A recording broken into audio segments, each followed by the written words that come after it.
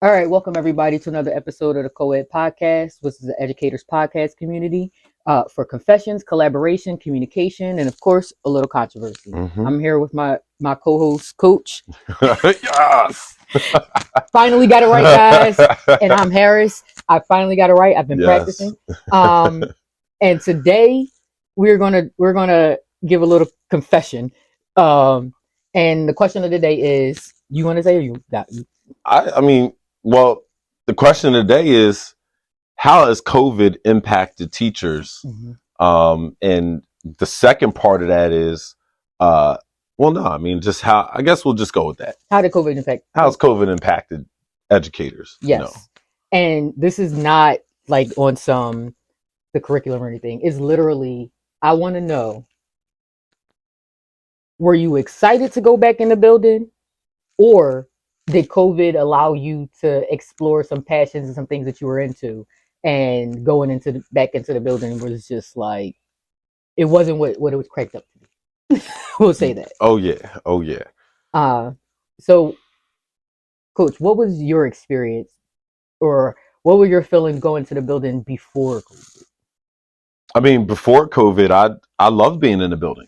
Before COVID, it was someplace I looked forward to going and making an impact. Like, it didn't seem like a burden, to my life daily to go into the space, and so I think I feel like a lot of people might have felt like that. How about yourself? I love being in school. Yeah, I did.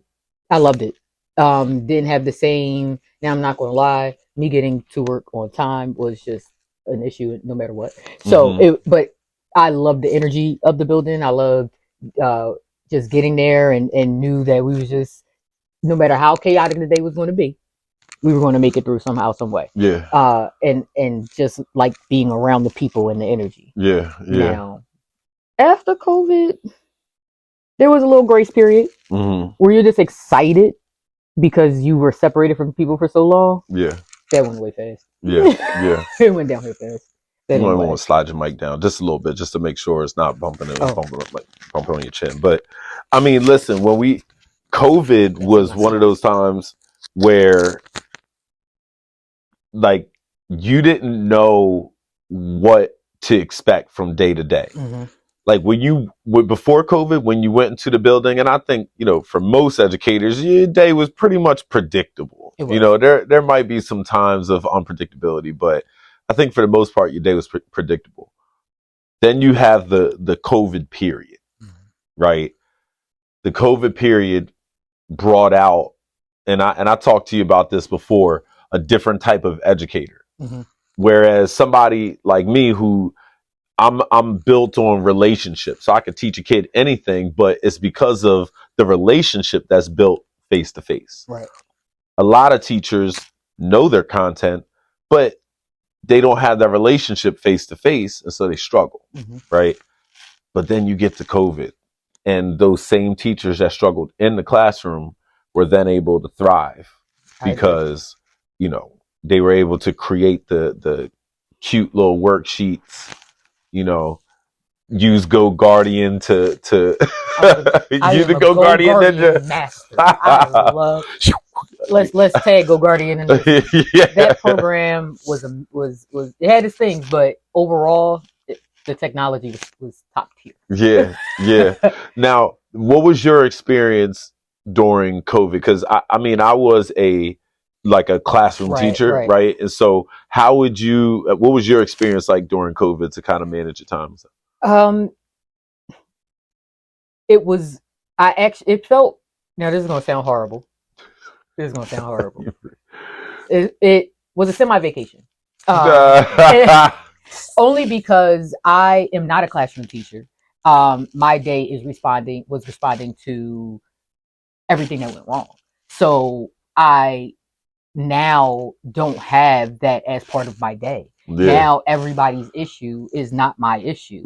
Every student's tears are not my issue. I don't have to tie shoes. I don't have to deal with the parent when they first walk into the building and they're upset, or not breaking up fights. Like, that was not part of my life for a very long time. Well, Yeah. for what I did. Yeah. And not saying that fights were an everyday thing. It was just the hustle and bustle of what my day looked like.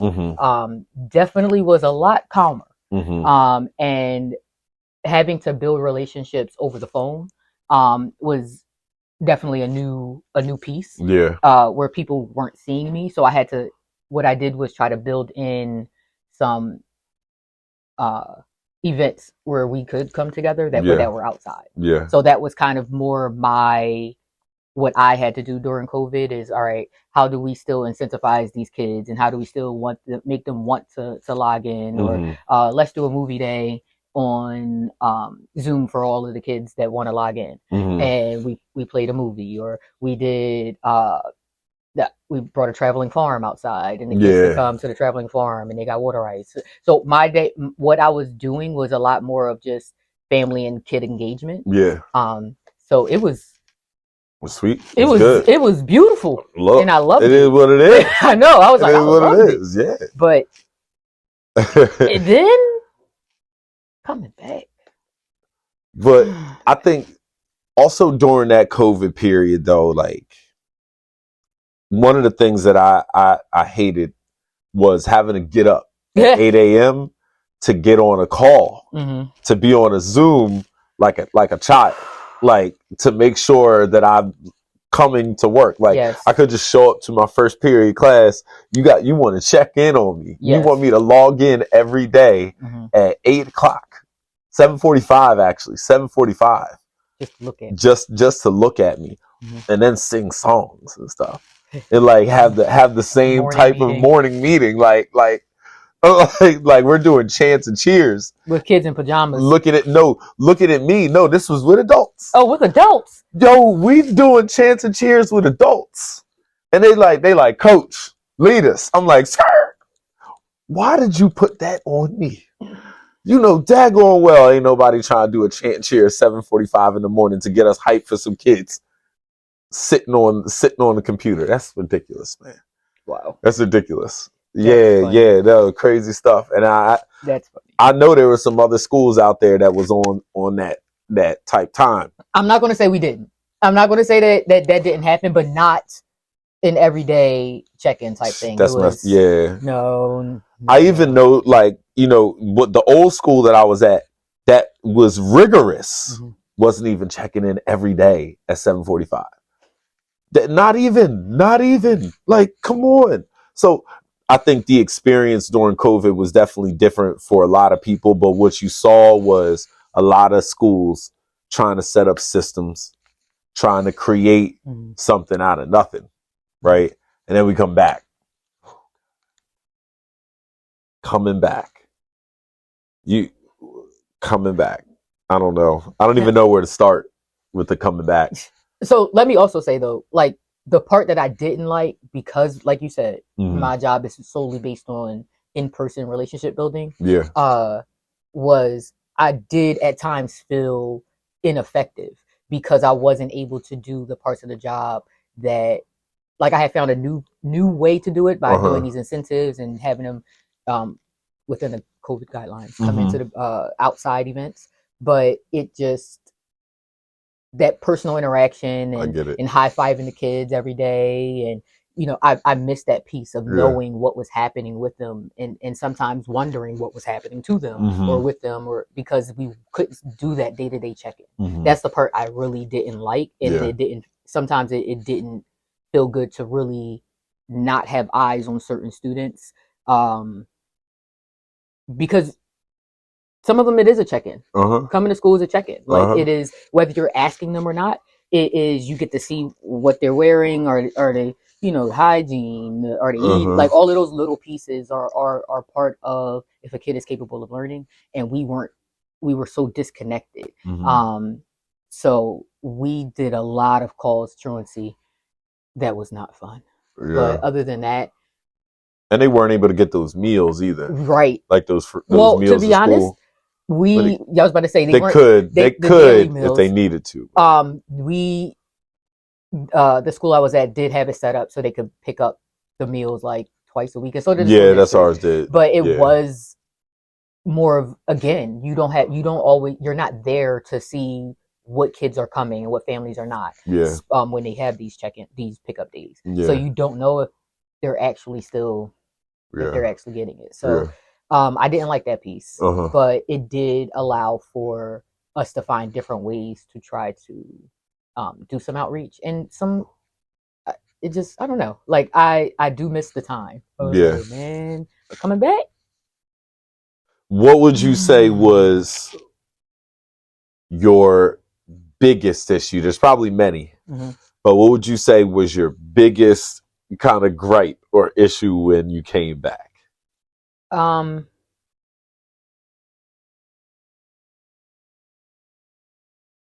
It felt like a lot of the people making the decisions weren't the ones their hands on the ground Uh-huh. or feet on the ground, hands on the ground, feet on the ground, and it felt like a disconnect with what they were asking us to do or expecting to be done Mm-hmm. in the course of a day. Yeah.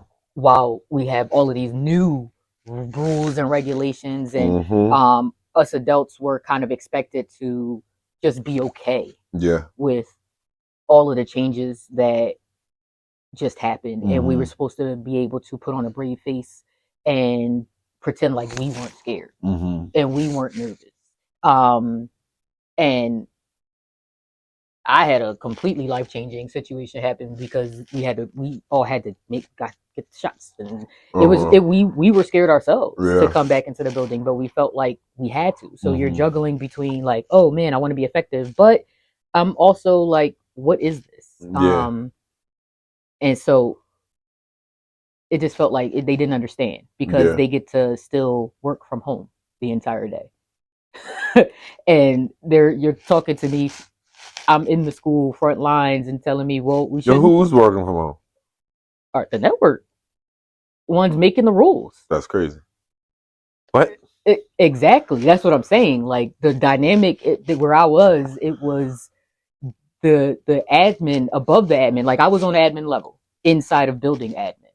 Then you have an admin level that's not in our building. And they working from home. They were still able and actually now that I think about that, that was the case. Mm-hmm. The people who were supposed to be in them offices that was in our school wasn't in them offices at all. Yeah, at all. No, that's interesting. And it doubled and tripled what the people inside the building that were leadership. It put a lot on us. Mm-hmm. And so it was hard for teachers to understand. Some of the head of schools at the time was definitely trying their best. Mm-hmm. But when you can't make all of the rules and regulations coming in and people are assuming that you can, mm-hmm. It makes it hard. And they're trying to say, well, can't you change it? Yeah. Actually, no, I can't. Yeah. Because I'm being told that this is what I have to say, or I'm being told this is what I have to do. And so to have to juggle that, have to juggle teachers' emotions because they're also scared, have to juggle students' emotions because they're also scared or nervous, and parents. And then you have some that are like pushing back against the regulations. They don't think the kids should have to wear masks. And we're like, but it's a state mandate. It was just, we're fighting things that we didn't even think were, that's mm-hmm. not, I didn't sign up for this. Yeah. Even though I love Go Guardian, I did not sign up to be a cyber detective. Cybersecurity was never in my job description. However, because now this is where my students are, this is their home on computers, I now have to add another skill to my list that nobody trained you for. Mm-hmm. Yeah.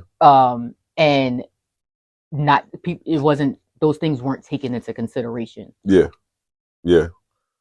I think COVID definitely brought out the deficiencies in the systems. Mm-hmm. And also, trying to make decisions on the go.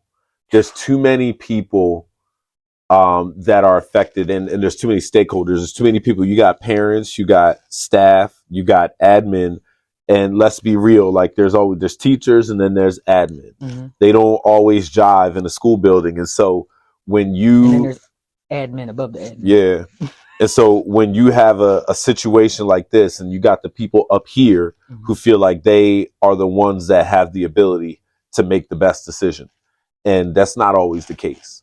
And then, a lot of that is ego driven. I think a lot of the decisions, by a lot of, upper people in education are kind of ego driven. It's like, I came this far, I need to be able to make some policies. Same thing for political people, right? Like, I came this far, I need to insert some kind of bill or some kind of legislation. You know what I'm saying? Good to do. Too good, yeah. So I think, for me, it was the instability every day caused by quick decisions made unilaterally by people. Like, listen, if it's something that affects everybody, then the decision needs to go through everybody, especially in this type of crisis situation. Like, we're not talking about curriculum. We're talking about people's well-being. And so, you talked about people mandating shots and things like that, and, mandating wearing masks in certain spaces, and, whether the masks or not, how we're going to pick kids up, doing all these different things. Like, there's so many things that happened during COVID that, it brought out kind of the worst in people at times. It did. And people didn't really know how to respond to a lot of the things going on. And it's, that I'm so glad that we got through that. But at the same time, it definitely, for me, showed like, hey, if this is how education is run as a system, I might need to go another direction. And that's what it showed me. Picked up some hobbies, during the time, started a clothing line and did some things. So, I think COVID opened a lot of people's eyes up to what the failures of the system overall, not just education, right?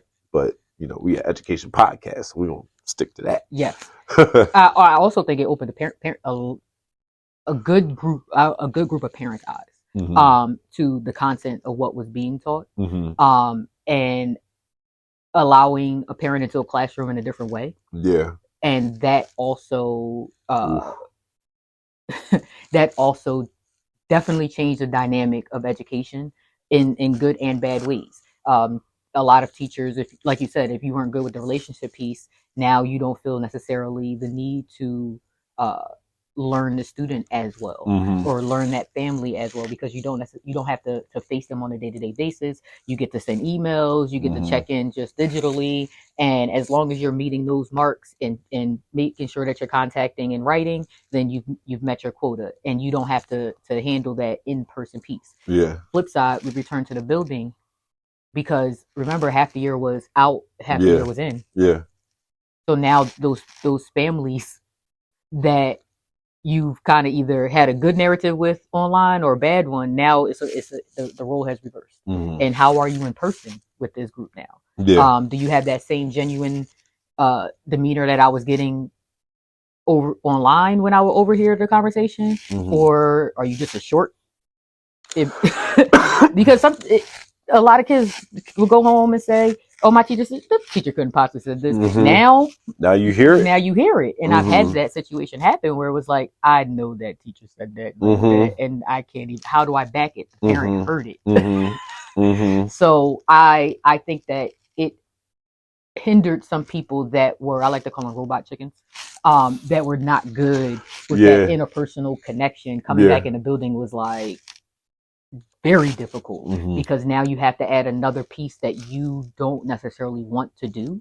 And so if you entered teaching during COVID and you were outside the building, you had the worst experience of what teaching can start and be like. You got the technology piece right, but teaching is so much more than just a technology piece. And I'm meaning there has to be some type of ability to meet the kid where they are in person, and you can do that online, but it's difficult. It's difficult. I'm not going to say that it's not possible. Yeah, no, it's very difficult. It is very difficult. So yeah, that was I saw some struggles Yeah. when we came back. It was like, oh, okay. Yeah. But I'm gonna be honest, I could predict it. I was like, when we come back in the building, Mm-hmm. this one's not gonna work. But So today we talked about COVID. We want to hear your yes. experience about COVID. Like when you, like, let's say, however long you've been teaching, drop it in the comments, and also let us know, like, what was your experience? Did you enjoy being in the classroom before COVID? Right. What was your experience during COVID? You know, was it something where you thrived and you enjoyed being home? You picked up a hobby, right? You picked up some things that you wanted to try.